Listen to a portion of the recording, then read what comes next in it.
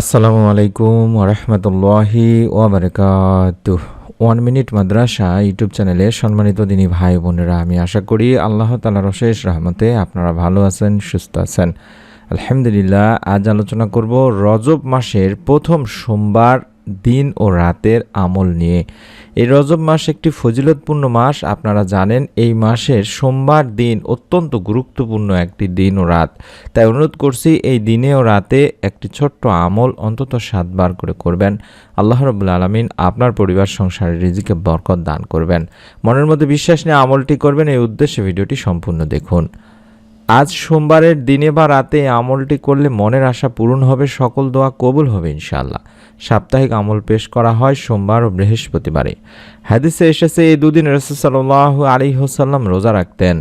আবু হুরায়রা রাদিয়াল্লাহু তাআলা আনহু বর্ণনা করেন, আল্লাহ রাসূল সাল্লাল্লাহু আলাইহি ওয়াসাল্লাম বলেন, প্রতি সপ্তাহের সোমবার ও বৃহস্পতিবার আল্লাহ তাআলার কাছে বান্দার আমল পেশ করা হয়। তখন আল্লাহ তাআলা তার মুমিন বান্দাদের ক্ষমা করে থাকেন।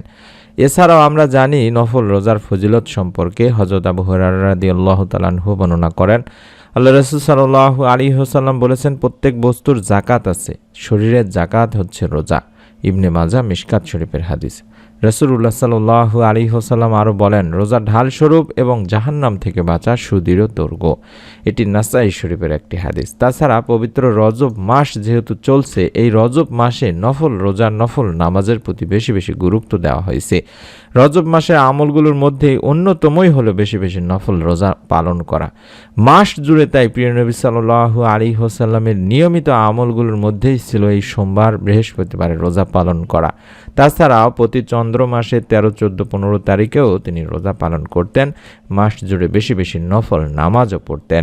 তাই আমরা বিশেষ করে তাহাজ্জুদের নামাজ, ইশরাকের নামাজ, তাসতুদ্দোহার নামাজ, জাওয়াল, আওয়াবিন, তাহিয়াতুল ওযু এবং দুখুলুল মসজিদ, এই নামাজগুলোর প্রতি বিশেষ করে যত্নবান হব এবং বেশি বেশি করে আমল করব এবং অবশ্যই অবশ্যই রোজা রাখার চেষ্টা করব। হযরত উম্মে সালমা রাদিয়াল্লাহু তাআলা আনহা বলেন, আল্লাহ রাসূল সাল্লাল্লাহু আলাইহি ওয়াসাল্লাম রমজান মাস ছাড়া সবচেয়ে বেশি রোজা পালন করতেন শাবান মাসে, অতঃপর এই রজব মাসে।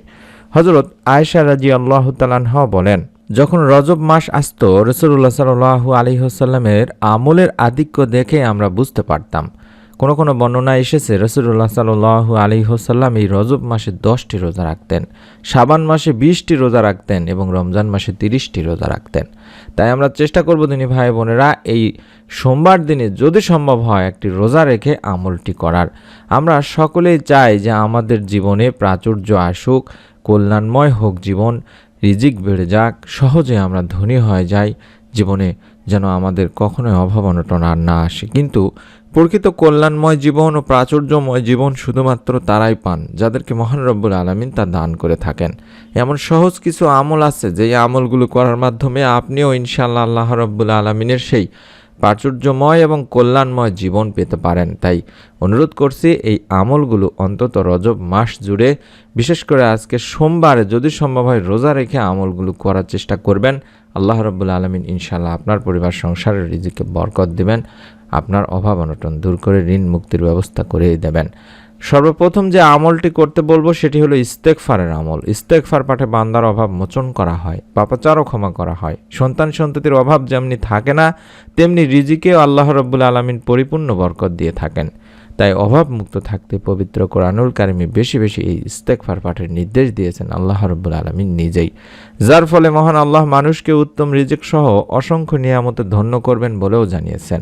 মহান রব আল্লাহ তাআলা বলেন, অতঃপর বলেছি তোমরা তোমাদের পালনকর্তার কাছে ক্ষমা প্রার্থনা করো, তিনি অত্যন্ত ক্ষমাশীল, তিনি তোমাদের উপর অজস্র বৃষ্টিধারা ছেড়ে দেবেন, তোমাদের ধন সম্পদ ও সন্তান সন্ততি বাড়িয়ে দেবেন, তোমাদের জন্য উদ্যান স্থাপন করবেন এবং তোমাদের জন্য নদী নালা প্রবাহিত করবেন। তাই কম করে হলেও আস্তাগফিরুল্লাহ বা সাইয়্যিদুল ইস্তেগফার অথবা অন্য যে কোনো ইস্তেগফার অন্তত 100 বার পড়ার চেষ্টা করবেন। আস্তাগফিরুল্লাহ আস্তাগফিরুল্লাহ আস্তাগফিরুল্লাহ এভাবে সারা দিনে অন্তত বেশি বেশি করবেন। সোমবার দিন কিংবা রজব মাস জুড়ে অবশ্যই অবশ্যই বেশি বেশি করে ইস্তেগফারের আমলটিকে জোরে ধরবেন এবং আপনারা একটি দোয়া পড়বেন অন্তত 7 বার হলেও, যেই দোয়ার মাধ্যমে আল্লাহ তাআলা রিজিকে বরকত দিয়ে থাকেন। আমরা জানি যে রিজিকের একচ্ছত্র মালিকই হলেন মহান রব্বুল আলামিন আল্লাহ তাআলা। সুতরাং মহান রব্বুল আলামিন আল্লাহ তাআলার কাছ থেকে আপনাকে এই রিজিকের প্রাচুর্যতা চেয়ে নিতে হবে। যেভাবে নবী করিম সাল্লাল্লাহু আলাইহি ওয়াসাল্লাম তার উম্মতদেরকে অভাবমুক্ত থাকতে আল্লাহ তাআলার কাছে বিশেষ দোয়াটি শিখিয়ে দিয়েছিলেন, আবেদন করা শিখিয়ে দিয়েছিলেন, সেইভাবে আমরাও আল্লাহ তাআলার কাছে এই দোয়ার মাধ্যমে অভাবমুক্ত থাকার জন্য, রিজিকে বরকত লাভের জন্য, ঋণ মুক্তির জন্য ইনশাআল্লাহ দোয়াটি করব বা আল্লাহ তাআলার কাছে চাইব, যাতে করে আল্লাহ তাআলা আমাদেরকেও কুফরের মতো বিভিন্ন ধরনের খারাপ কাজ বা অন্যায় কাজ বা পাপ কাজ থেকে দূরে রাখে। কারণ মানুষ যখন অভাবে পড়ে, মানুষ যখন ঋণের মধ্যে পড়ে, তখন মানুষের হিতাহিত জ্ঞান থাকে না, অর্থাৎ তখন সে কথা বলে তখন মিথ্যা কথা বলে, যখন সে ওয়াদা করে কোনো কিছু বিষয় তখন সে সেই ওয়াদা আর রাখে না বা ভঙ্গ করে ফেলে। কারণ অভাবেই মানুষ অভাবের তাড়নায় কখন কি করবে সেটা সে বুঝতে পারে না এবং কুফর বা পাপ কাজে লিপ্ত হয়ে যায়। তাই অনুরোধ করছি, যারা অভাবের মধ্যে আছেন, ঋণের মধ্যে আছেন, রিজিকে বরকত নেই, তারা অবশ্যই নিয়মিতভাবে এই আমলগুলো করবেন। আল্লাহ তাআলা ইনশাআল্লাহ আপনার পরিবার সংসারে কখনোই আর অভাব অনটন দেবেন না। এবং যারা অভাবে নেই তারা আরও বেশি করে আমলগুলো করার চেষ্টা করবেন, যাতে করে আপনারা অভাবের মধ্যে না পড়েন। আল্লাহুম্মা ইন্নী আউযু বিকা মিনাল কুফরি ওয়াল ফাকরি, আল্লাহুম্মা ইন্নী আউযু বিকা মিন আযাবিল কাবরি লা ইলাহা ইল্লা আনতা। আবু দাউদ শরীফের এই দোয়াটি রাসূলুল্লাহ সাল্লাল্লাহু আলাইহি ওয়াসাল্লাম তার উম্মতদেরকে শিখিয়ে দিয়েছিলেন, যাতে করে তার উম্মতেরা অভাবের কারণে কুফরের দিকে চলে না যায়। কারণ যেটি বললাম আপনাদের প্রথমে, যে মানুষ যখন অভাবে পড়ে তখন মানুষ কুফরের কাছাকাছি চলে যায় বা কুফরি করে ফেলে। তাই অনুরোধ করছি, এই দোয়াটি অন্তত লিখে নিন, স্ক্রিনশট নিন, কিংবা যেভাবে হোক দোয়াটি সংগ্রহ করে রাখুন। এই দোয়াটি আপনারা প্রতিদিন কম করে হলেও 7 বার পড়ার চেষ্টা করবেন। বিশেষ করে রজব মাসে সোমবার দিনে বা রাতে যদি সম্ভব হয় রোজা রেখে তো অবশ্যই পড়বেন 100 বার ইস্তেগফার পড়ার সাথে সাথে। আল্লাহুম্মা ইন্নী আউযু বিকা মিনাল কুফরি ওয়াল ফাকরি, আল্লাহুম্মা ইন্নী আউযু বিকা মিন আযাবিল কাবরি লা ইলাহা ইল্লা আনতা। এভাবে অন্তত 7 বার পাঠ করবেন। এই দোয়াটিতে আমরা বলছি বা এই দোয়াটির বাংলা অর্থই হচ্ছে, হে আল্লাহ, আপনার কাছে, আপনার নিকটে কুফরি ও দরিদ্রতা হতে আশ্রয় চাচ্ছি। হে আল্লাহ, আমি কবরের আযাব থেকে আপনার কাছে আশ্রয় চাচ্ছি, আপনি ছাড়া কোনো ইলাহ নেই। এভাবে দোয়া করবেন, আল্লাহ রাব্বুল আলামিন ইনশাআল্লাহ আপনাকেও মাফ করে দেবেন, আপনার পরিবার সংসারে রিজিকে বরকত দান করবেন। প্রথমে বললাম রজব মাস অত্যন্ত ফজিলতপূর্ণ একটি মাস। এই মাসে আল্লাহ রাব্বুল আলামিন বান্দাদেরকে মাফ করে থাকেন, বান্দার মনের নেক আশা পূরণ করে থাকেন এবং সোমবার দিনে ও রাতে আল্লাহ রাব্বুল আলামিন বান্দার সকল মনের নেক আশাগুলো পূরণ করেই থাকেন। তাই অনুরোধ করছি, মনের মধ্যে শতভাগ বিশ্বাস নিয়ে আপনারা দিনে না পারলেও রাতে অবশ্যই আমলটি করার চেষ্টা করবেন। এই উদ্দেশ্যে বা নিয়তে ভিডিওটিতে একটি লাইক দিয়ে কমেন্ট সেকশনে আমিন লিখে নিয়ত করে ফেলুন এবং আপনার নিকট আত্মীয় স্বজন, কাছের মানুষজন যারা আছে তাদেরকেও এই আমলটি সম্পর্কে জানিয়ে দিন। চাইলে ভিডিওটি শেয়ার করে দিতে পারেন। এর ওসিলায় আল্লাহ তাআলা আপনার আমল নামায় অবশ্যই সওয়াব দান করবেন ইনশাআল্লাহ। নতুন আমলের ভিডিও সবার আগে পাওয়ার জন্য চ্যানেলটির সঙ্গে থাকার অনুরোধ করছি।